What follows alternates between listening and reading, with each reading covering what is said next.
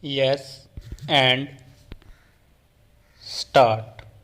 I have great pleasure in associating myself with the Silver Jubilee celebrations of the Chandigarh Press Club. Chandigarh is the symbol of a new India. It is the city beautiful. At the time of its creation, Jawaharlal Nehru declared, "Let Chandigarh be the first large expression of our genius flowering on our newly earned freedom, representing the indomitable spirit of the people of Punjab and Haryana. The city has symbolized the resurgence of modern India. In keeping with this vibrancy, the media in Punjab has also been at the forefront of journalism in our country. Many of our finest journalists at the national level cut their teeth here in Chandigarh. This city has been a fine training ground for journalists.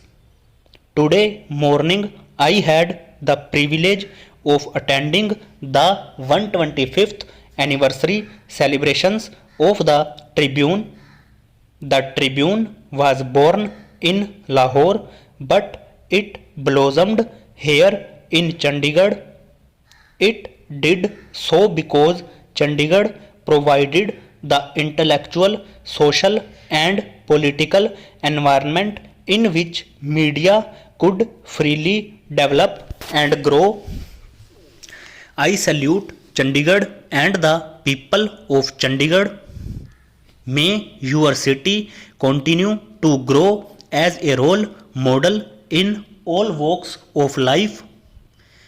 I would like to pay a special tribute to the media in Punjab and indeed in neighboring Jammu and Kashmir for standing up to the forces of terrorism and anti-national forces and for defending democracy and democratic values. I have always believed in the importance of a free press. It is the ultimate check against the tyranny of authority. As I have often said, I do sincerely believe that there is no grievance, howsoever extreme and desperate, that cannot be redressed through democratic means. Our democracy gives everyone the right to articulate any grievance in a democratic manner. However, no civilized society can tolerate violence and extremism. Extremism of any form based on any divisive ideology cannot be tolerated in any civilized democratic society. Any group that claims to represent the interests of a people must be willing to test its popularity through democratic means and accept the people's verdict.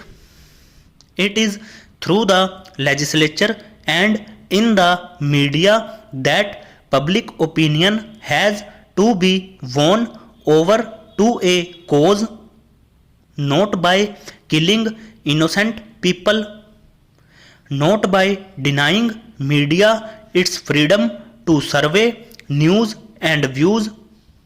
Many journalists have defended the freedom of the press against the tyranny of terrorism, bigotry, and separatism. They were willing to do this by paying with their lives. We are proud of our media and its contribution to shaping public opinion for nation building and social change.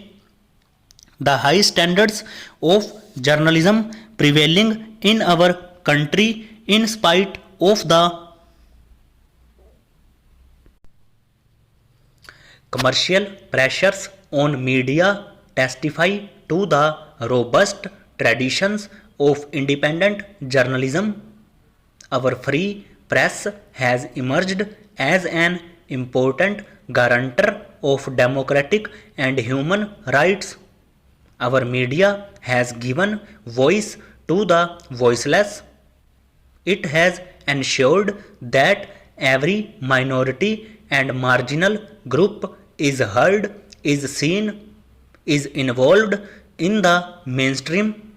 Media has been described as the last line of defense for freedom and democracy.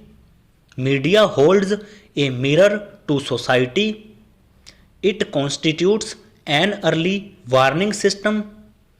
Its assessments on numerous policies alert the nation to the prevailing situation and signal us to be mindful of the future challenges and opportunities. However, with the rapid growth of media in recent times, qualitative development has not kept step with quantitative growth. In the race for capturing markets, journalists have been encouraged to cut corners, to take chances, to hit and run. I believe the time has come for journalists to take stock of how competition has implicated upon quality.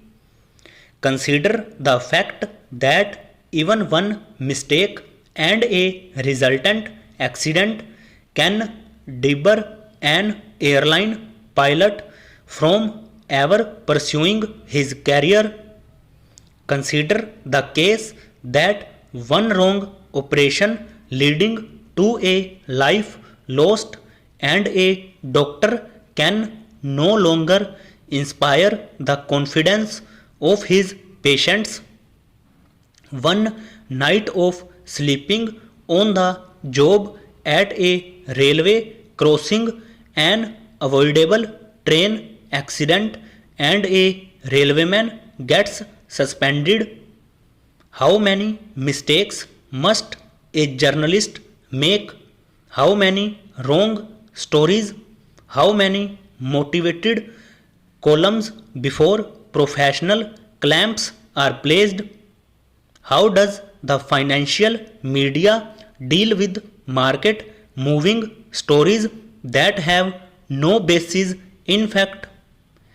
Investors gain and lose, markets rise and fall, but what happens to those reporters, analysts, editors who move and make markets?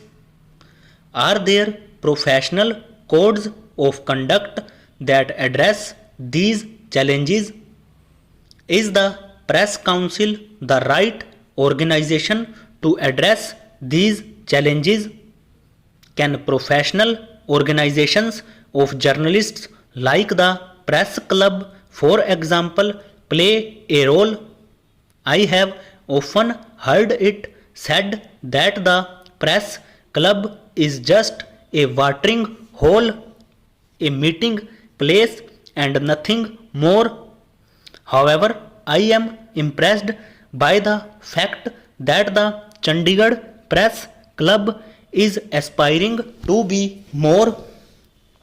You have built conference facilities, meeting rooms.